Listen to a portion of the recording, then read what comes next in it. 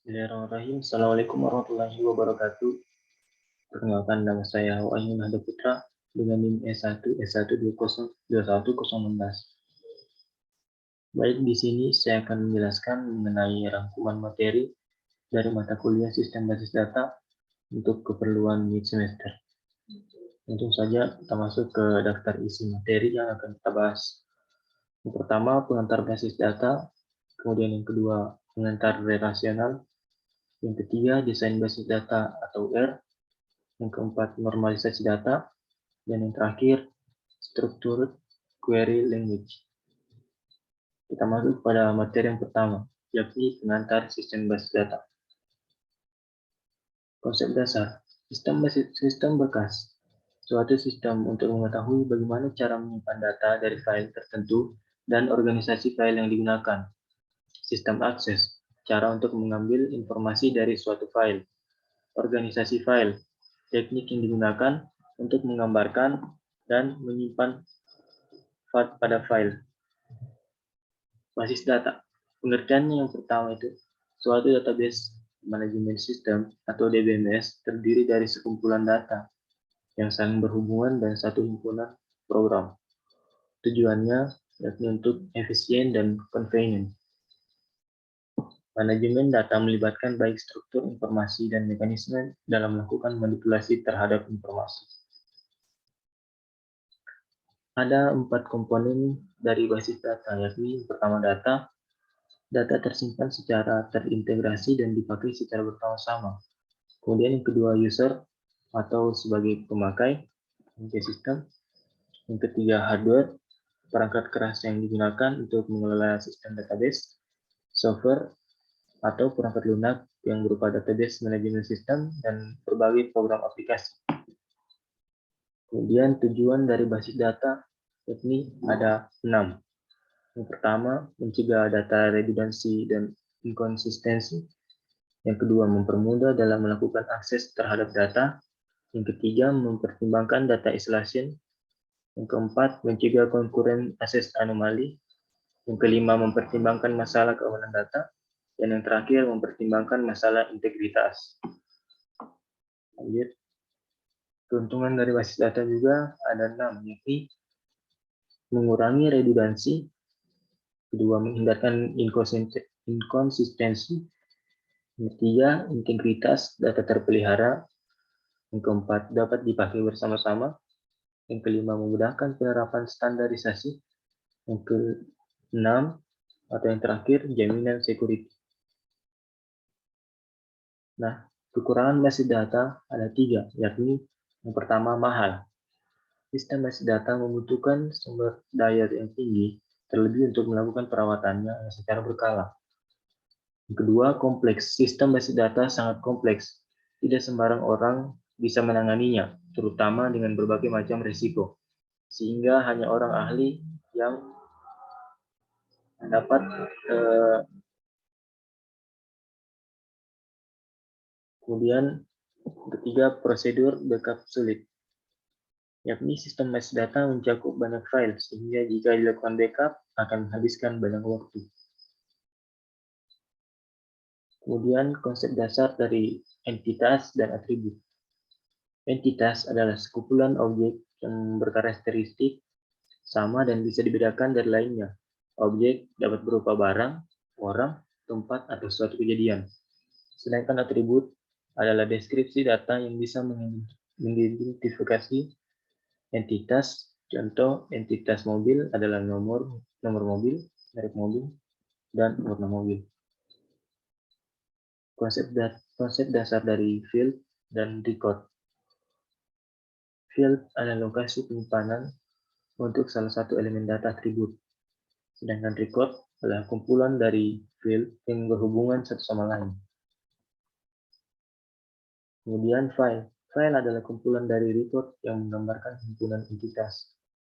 Sedangkan basis data adalah kumpulan file yang digunakan oleh program, aplikasi, serta membentuk hubungan tertentu di antara record-record dan file-file tersebut. Yang terakhir, key atau kunci adalah elemen record yang dipakai untuk menemukan record tersebut pada waktu akses. Kita masuk pada contoh primary key. Field yang mengidentifikasikan sebuah record dalam file dan field ini memiliki sifat yang unik. Contohnya seperti pada gambar di kanan, primary key adalah pada NIM. Contohnya pada nama Nisma itu primary key-nya 02225500. Begitu juga pada nama yang di bawahnya. Kemudian secondary key-nya itu atau file yang mengidentifikasi sebuah record dalam file. File ini tidak bersifat unik. Secondary key-nya itu pada field nama. Sedangkan yang primary key tadi pada field name. Kemudian candidate key atau field yang bisa dipilih atau dipakai menjadi primary key. Field ini memiliki sifat yang unik. Candidate key-nya itu contohnya name, bisa dipakai juga untuk pada nomor kwitansi. Contohnya seperti pada gambar di kanan ini. Baik, kita masuk ke materi yang kedua, yaitu pengantar relasional. Basis data relasional menggunakan tabel 2 dimensi yang terdiri atas baris dan kolom untuk memberi gambaran sebuah berkas data. Keuntungan database relasional adalah yang pertama bentuk sederhana. Untuk tabel database relasional yang berupa kolom dan juga baris dapat dengan mudah dibaca dan dipahami bagi pemula. Yang kedua, mudah mengoperasikan data. Setiap data pada tabel yang ada pada database relasional yang datanya ingin diambil atau digunakan oleh program dapat dimanipulasi dengan operator tertentu. Istilah database relasional ada 5, yakni yang pertama atribut atau kolom pada sebuah relasi, yang kedua tuple, baris pada sebuah relasi, yang ketiga domain, kumpulan nilai yang valid untuk satu atau lebih atribut, yang keempat derajat, jumlah atribut dalam sebuah relasi atau jumlah field, yang kelima atau terakhir cardinality atau jumlah tuple dalam sebuah relasi atau jumlah record. Kita lanjut, relational key. Ada 4 relational key. Yang pertama super key, kedua candidate key, yang ketiga primary key, dan yang keempat foreign key. Super key adalah satu atau lebih atribut atau kumpulan atribut yang dapat membedakan setiap baris data dalam tabel secara unik. Candidate key adalah untuk mengidentifikasi adanya kejadian spesial pada tabel. Primary key adalah tanda pengenal yang ditetapkan untuk suatu tabel, sedangkan foreign key adalah untuk menjalankan fungsi kedua dari key dalam database, yakni sebagai penghubung antar tabel. Relational integrity rule. Ada 2, yakni null. Null adalah nilai suatu atribut yang tidak diketahui dan tidak cocok untuk baris atau tabel tersebut. Kedua, entity integrity. Tidak ada satu komponen primary key yang bernilai null.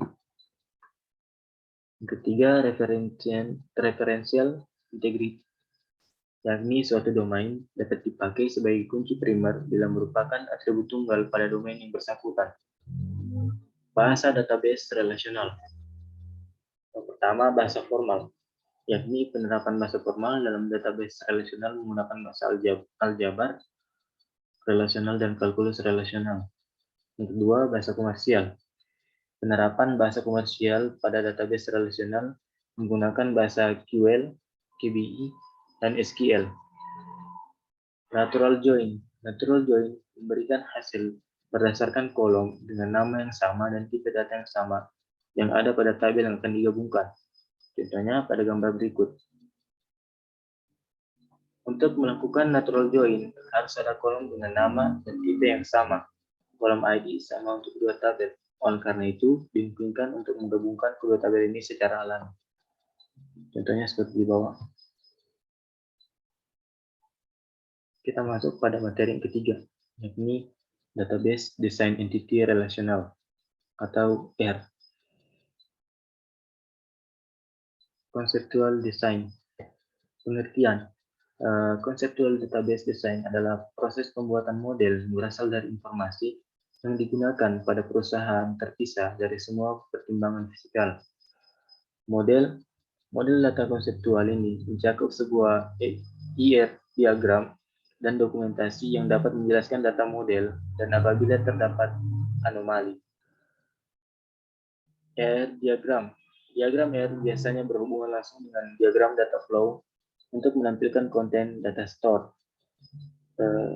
Ketiga hal tersebut dapat membantu memvisualisasikan bagaimana data saling terhubung dan berguna untuk mengkonstruksi basis data relasional.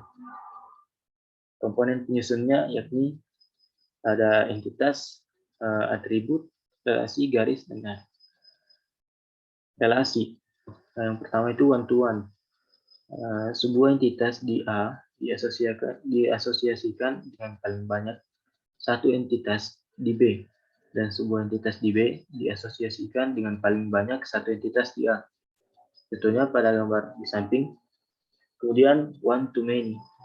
Entitas di A dikaitkan dengan sejumlah nol atau lebih entitas di B.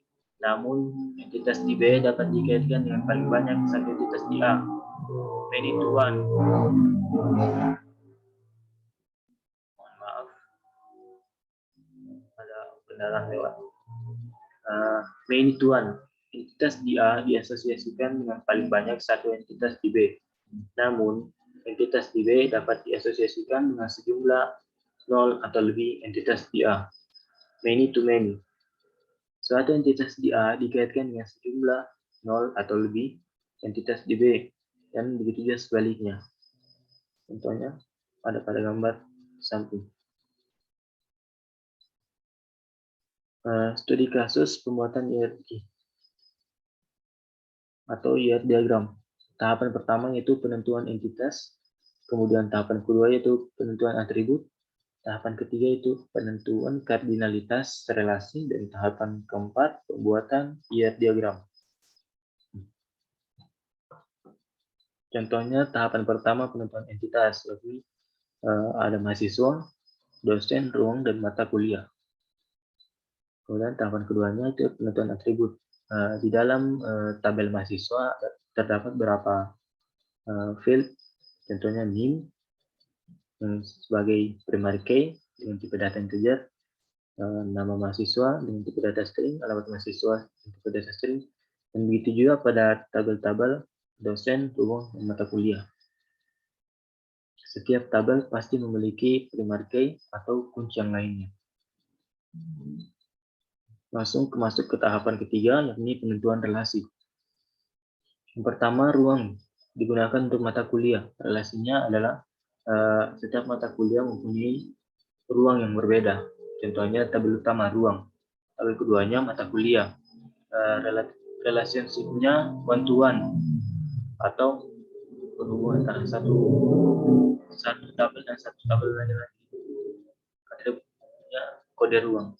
Kemudian B, dosen mengajar mata kuliah. Contohnya tabel utamanya dosen, tabel keduanya mata kuliah. Relationship-nya one to many. Ini di mana dosen mengajar untuk beberapa mata kuliah. Atribut penghubungnya itu NIP. Kemudian dosen membimbing mahasiswa. Tabel utamanya dosen, tabel keduanya mahasiswa. Relationship-nya one to many, sama seperti dosen mengajar mata kuliah tadi. Dia bersifat untuk semua mahasiswa. Atribut penghubungnya NIP. Sedangkan mahasiswa mengambil mata kuliah, tabel utamanya mahasiswa, mata kuliah, tabel keduanya mahasiswa ambil mata kuliah. Relationship-nya many to many. Jadi banyak mahasiswa yang bisa mengambil mata kuliah tersebut. Atribut penghubungnya NIM dan kode mata kuliah. Contohnya penentuan relasinya ada di gambar berikut. Kemudian tahapan keempat, pembuatan IR diagram.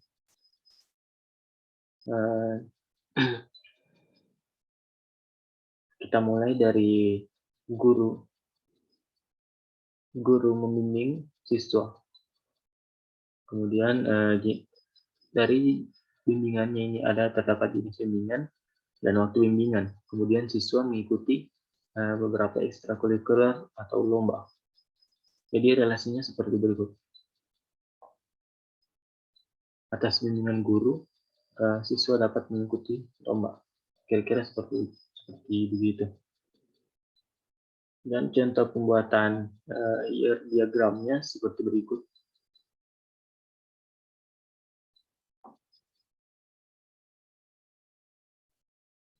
Kemudian kita masuk pada materi yang keempat, yakni normalisasi data. Normalisasi adalah proses pembentukan relasi basis data dalam bentuk normal, sehingga sebagian besar ambiguity bisa dihilangkan. Bentuk normal adalah aturan-aturan yang harus dipenuhi oleh relasi-relasi dalam basis data. Tahapan. Tahap normalisasi dimulai dari tahap paling ringan, yakni 1NF, hingga paling ketat 5NF. Tingkatannya biasanya hanya sampai pada tingkat 3NF atau BCNF karena sudah cukup memadai untuk menghasilkan tabel-tabel yang berkualitas baik. Tahapan normalisasi yang pertama, normal form, bentuk normal tahap pertama. Yang kedua, normal form juga, yakni bentuk normal tahap kedua. Yang ketiga, bentuk normal tahap ketiga. Keempat, bentuk normal tahap keempat. Dan yang terakhir, bentuk normal tahap kelima. Bentuk normal tahap pertama atau NF terpenuhi jika sebuah tabel tidak memiliki atribut bernilai banyak atau multivariate atribut composite. Setiap atribut dalam tabel tersebut harus bernilai atomik atau tidak dapat dibagi lagi. Bentuk normal tahap pertama atau normal form. Bentuk normal tahap kedua terpenuhi dalam sebuah tabel jika telah memenuhi bentuk yang normal pertama. Sebuah tabel tidak memenuhi normal kedua jika ada atribut yang ketergantungan hanya tergantung pada sebagian dari primary key. Jika terdapat atribut yang tidak memiliki ketergantungan terhadap primary key, maka atribut tersebut harus dipindah atau dihilangkan. Bentuk normal tahap ketiga terpenuhi jika telah memenuhi bentuk 2NF. Jika tidak ada atribut nomor primary key yang memiliki ketergantungan terhadap atribut non-primary key yang lainnya. Contoh kasus normalisasi. Bentuk tidak normal contohnya seperti ini. Bentuk normal tahap pertama seperti ini. Bentuk normal tahap kedua seperti ini.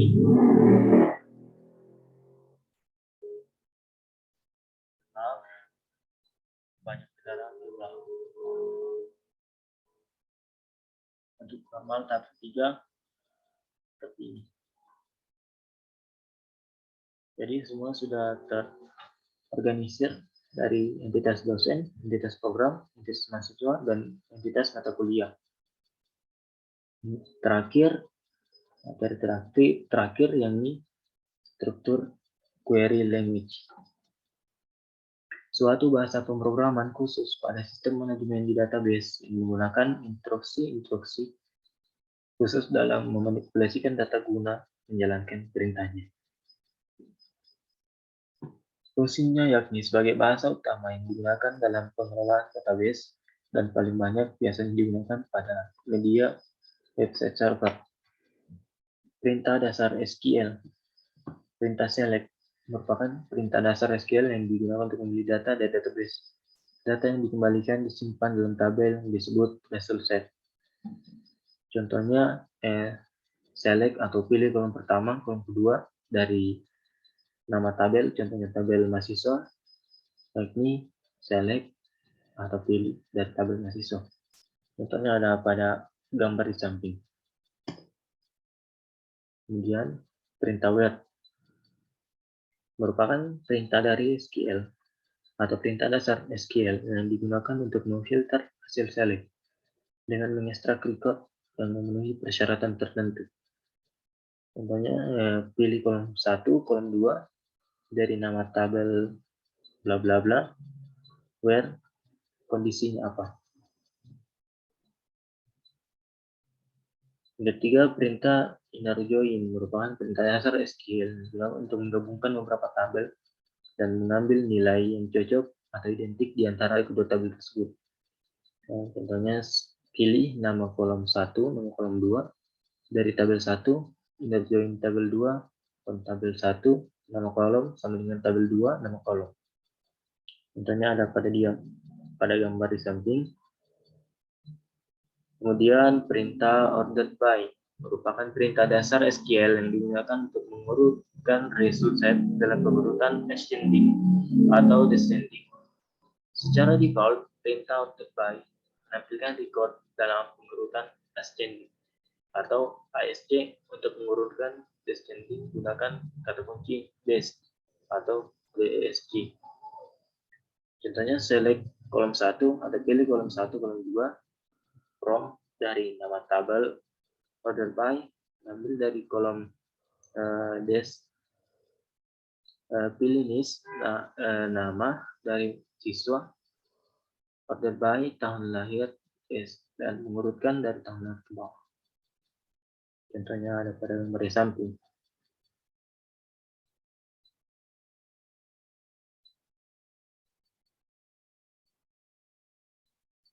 Baik, mungkin itu saja materi yang bisa saya jelaskan untuk pemenuhan nilai mid semester mata kuliah sistem basis data. Sekian dari saya ucapkan terima kasih. Wabillahi taufiq wal hidayah. Wassalamualaikum warahmatullahi wabarakatuh.